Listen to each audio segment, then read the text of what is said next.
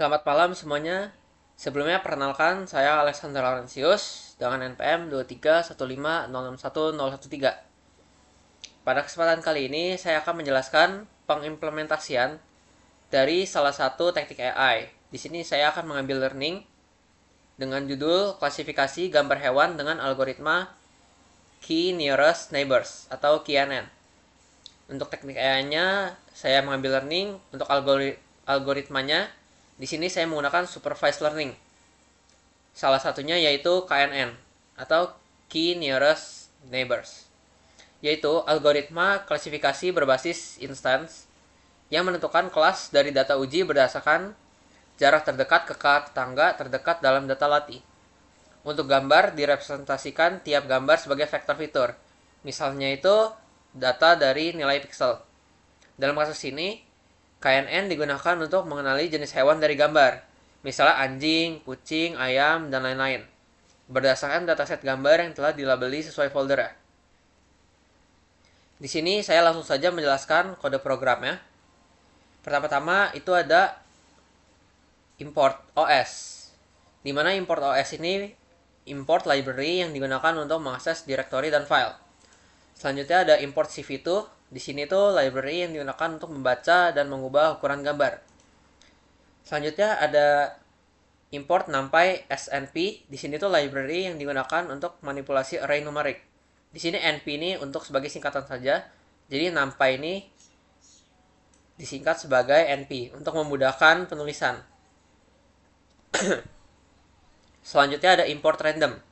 Di sini tuh merupakan library yang digunakan untuk memilih elemen acak. Selanjutnya ada import matplotlib pyplot asplt. Di sini library yang digunakan untuk modul machine learning yang digunakan untuk membagi data latih dan uji. Selanjutnya ada pada baris 6 sampai 8. Di sini ada library dari sklearn. Nah, di sini itu untuk yang pertama untuk membagi data latih dan uji di sini. Lalu yang kedua untuk menggunakan algoritma KNN, dan yang ketiga untuk mengukur akurasi prediksi pada program ini. Selanjutnya ada dataset path. Di sini tuh dataset yang mengarah ke folder yang sudah disimpan di file manager. Selanjutnya di sini ada image size sama dengan 256,256. Di sini tuh ukuran gambar dari image yang nanti akan dikelola oleh program ini. Selanjutnya ada inisialisasi data daftar fitur gambar. Dan di bawahnya ada inisialisasi data daftar label sesuai nama folder. Selanjutnya ada perulangan for. Nah, di sini itu untuk iterasi ke semua item yang ada di directory dataset. Selanjutnya ada pembuatan path lengkap menuju folder dari gambar tersebut. Selanjutnya ada pengondisian if. Di sini untuk memastikan bahwa label memang folder dan bukan file. Nah, di sini di parameternya itu. Selanjutnya ada perulangan for lagi. Di sini tuh iterasi ke setiap file gambar dalam subfolder. Maksudnya itu di dalam file hewan itu kan ada file nama hewannya seperti kucing, anjing, ayam, dan lain-lainnya. Nah, di situ tuh yang dituju itu adalah subfolder itu, yang tadi kucing, ayam, dan kawan-kawannya. Selanjutnya di sini ada pembuatan path lengkap menuju ke file gambarnya. Ada dari foldernya dan ada dari file name-nya. Selanjutnya ada pembacaan file gambar dengan OpenCV sesuai dengan library yang tadi sudah digunakan. Di sini ada pengondisian if lagi untuk memastikan gambar berhasil dibaca. Di sini jika gambar tidak berhasil maka akan langsung ke bawah dan tidak akan menjalankan blok kode program di bagian bawahnya. Selanjutnya ada proses mengubah ukuran gambar ke ukuran standar dengan menggunakan resize. Selanjutnya ada proses mengubah matriks dari gambar menjadi vektor. Lalu pada baris di bawahnya lagi terdapat penyimpanan data fitur gambar ke list X. Di sini ada X. Selanjutnya ada penyimpanan label dari dataset tadi itu ke list Y. Nah, di sini tuh proses mengubah list X menjadi NumPy agar bisa diproses oleh model dari scikit-learn. Scikit-learn itu yang ini, sklearn tadi. Lalu di sini untuk mengubah list Y menjadi array agar seperti tadi NumPy bisa diproses menggunakan scikit-learn.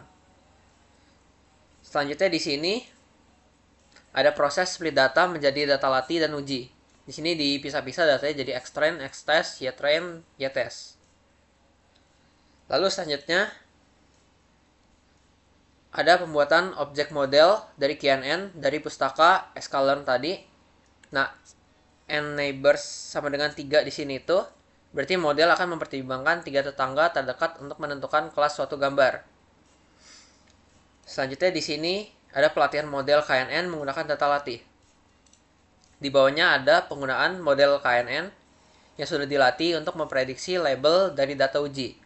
Hasil prediksi itu disimpan di variabel y_spread.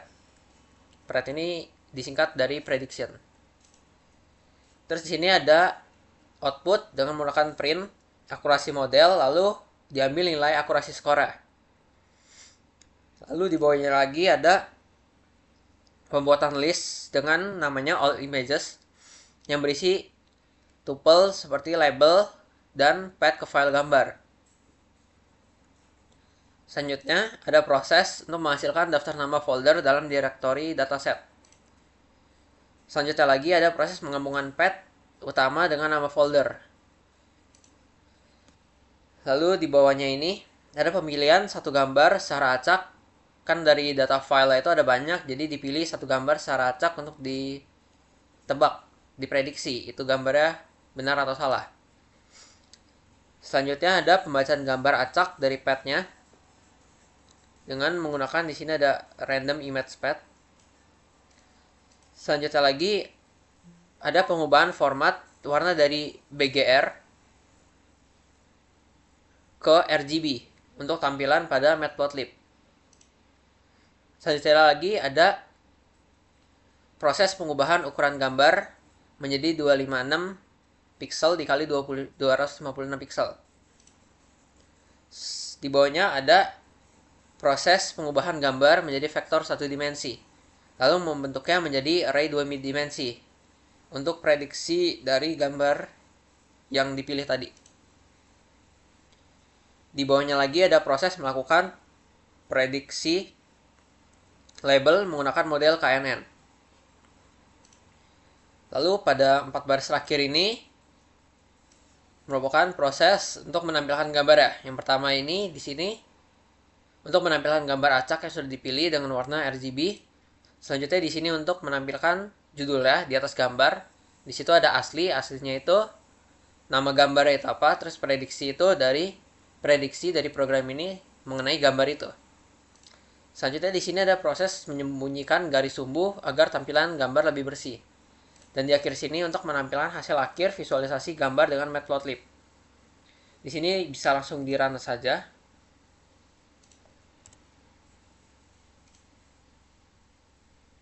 Di sini agak menunggu sebentar karena yang digunakan 256 dikali 256. Jadi membutuhkan waktu lebih lama.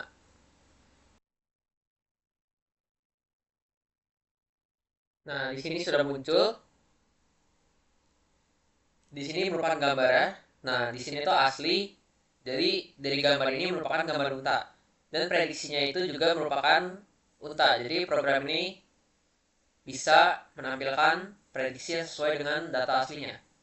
Oke, sekian penjelasan dari saya mengenai pendeteksi klasifikasi hewan dengan menggunakan KNN. Sekian, terima kasih.